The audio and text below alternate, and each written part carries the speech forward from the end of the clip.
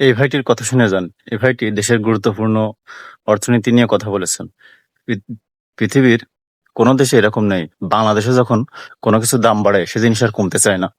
তো এই ভাইটি যা বলে শুনে যান, তারপর কিছু কথা বলছি। 2009 থেকে 2026 সাল বাংলাদেশে জ্বালানি তেলের দাম বাড়ানো হয়েছে 10 বার, কিন্তু কমানো হয়েছে মাত্র 2 বার।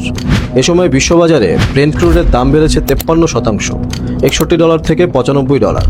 কিন্তু বাংলাদেশে জ্বালানি তেলের দাম বেড়েছে 150%। একই পৃথিবী, কিন্তু আমাদের উপরে চাপ 3 গুণ। 2009 ডিজেল 46 টাকা, 2011 মাত্র 1 বছরে 4 বার হাইক, 46 থেকে 61 টাকা। 2013 আবার বাড়িয়ে 68 টাকা। 2016 বিশ্ববাজারে তেল পড়ে গেল ব্যারেলে $44, কমানো হলো মাত্র 3 টাকা। 2021 নভেম্বর হঠাৎ 80 টাকা। 2022 5 আগস্ট রাত 12টায় 114 টাকা। 2026 19 এপ্রিল 115 টাকা। 2026 1 জুন অক্টেন 145 টাকা আবার। 2022 সাল ইউক্রেন রাশিয়া যুদ্ধ, ব্রেন্ট ক্রুড লাভ দিয়ে $62 থেকে $139। ওপেক তেল উৎপাদন কমালো, সারা বিশ্বে তেলের সংকট। 5 আগস্ট 2022 শুক্রবার রাত, কোনো পার্লামেন্ট অধিবেশন নাই, কোনো পাবলিক হিয়ারিং নাই। রাত 12টার সময় ঘোষণা হলো ডিজেল 42% বাড়িয়ে 114 টাকা, পেট্রোল 51% বাড়িয়ে 130 টাকা। কিন্তু এখানেই আসল গল্প। সেই রাতে ব্রেন্ট ক্রুডের দাম ছিল মাত্র $95, মানে যুদ্ধের মার্চ মাসের পিকের চেয়েও 32% কম। সারা পৃথিবীতে দাম পড়েছিল, কিন্তু বাংলাদেশে হাইক হয়েছিল। এখন শকিং ব্যাপারটা দেখুন, যে সময়ে ঐতিহাসিকভাবে বিশ্ববাজারে ব্রেন্ট ক্রুডের দাম কম ছিল, তখন বিপিসি বা বাংলাদেশ পেট্রোলিয়াম কর্পোরেশন আসলে কি করেছিল? 2015-16 অর্থ বছরে বিপিসি মুনাফা করেছিল 9,040 কোটি টাকা, বাংলাদেশ সরকারের সবচেয়ে লাভজনক প্রতিষ্ঠান। 2016-17 অর্থ বছরে মুনাফা 8,653 কোটি টাকা, 2017-18 2,548 কোটি, 2018-19 1,945 কোটি। 7 বছরে বিপিসি মুনাফা করেছিল 42 থেকে 52,000 কোটি টাকা, কিন্তু দাম কমিয়েছিল কতবার? একবার, 3 টাকা। বিপিসিএর চেয়ারম্যান নিজেই বলেছিলেন, ফিসক্যাল ইয়ার 2015-র পরে একটি বছর ছাড়া আমরা প্রতি বছর মুনাফা করেছিলাম, আর সেই মুনাফা থেকে সরকার নিয়েছিল 13,000 কোটি টাকা সরাসরি। ট্যাক্স, শুল্ক, ডিভিডেন্ড মিলিয়ে 11 বছরে 1,25,000 কোটি টাকা।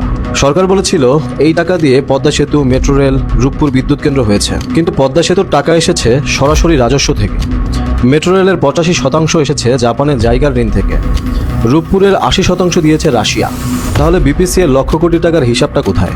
2022 সালের জুলাইতে বাংলাদেশ আইএমএফ এর কাছে $4.7 বিলিয়ন চাইল। আইএমএফ এর শর্ত একটাই, জ্বালানিতে ভর্তুকি শূন্যতে নামাতে হবে। 2024 সালের মার্চ মাস সেই শর্ত অনুযায়ী চালু হলো অটোমেটিক প্রাইসিং। ফর্মুলা বলছে দাম বাড়লে সেটা ভোক্তা দেবে, আর দাম কমলে সরকার বা বিপিসি রাখবে। 2024 সালের অন্তর্বর্তীকালীন সরকার অয়েল প্রাইসিংয়ে কোনো স্ট্রাকচারাল রিফর্ম আনেনি। তারা আগের অটোমেটিক প্রাইসিং ফর্মুলা দিয়েই চলেছে। তাই কখনো সামান্য দাম কমেছে, আবার দাম বেড়েছে। কিন্তু জনগণের সবচেয়ে বড় প্রশ্ন স্বচ্ছতা, সেটি অমীমাংসিতই থেকে গেছে। 19 এপ্রিল 2026 সরকারের মুখপাত্র ঘোষণা দিলেন ভর্তুকি বাড়ানো হবে, তেলের দাম বাড়বে না। কিন্তু সেই রাতেই দাম বাড়ল।